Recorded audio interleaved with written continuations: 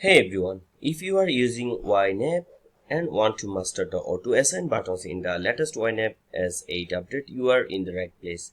In this guide, I will break down what each auto assign button does and how to use them effectively to manage your budget.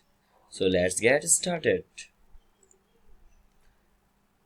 Auto assign buttons in Ynab are designed to help you quickly distribute your available funds based on your financial priorities. They save you time and reduce the mental load of budgeting, making it easier to stay on top of your finances.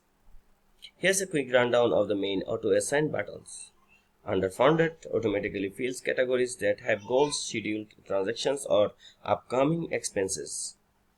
Upcoming focuses on funding upcoming bills and subscriptions that have due dates. Goals prioritize filling your long-term savings and financial goals first. Allocated last month distributes money based on the amounts you assigned last month, keeping your budget consistent. Needed for spending covers your regular monthly expenses based on your planned spending. To get the most out of these buttons, make sure your categories and goals are set up correctly. YNAB relies on the information to distribute funds. Use underfunded for immediate needs and goals for long-term savings. Regularly review and adjust your categories to reflect your changing financial priorities. Combine auto-assign with YNAB's rule for Azure Money to break the paycheck to paycheck cycle.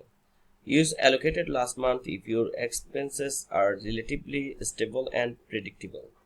Don't be afraid to tweak or override the auto assign if it doesn't fit your specific goals. Alright, that's it for quick guide on using Ynab S8 auto assign buttons. If this helped, please give the video a thumbs up, subscribe for more budgeting tips.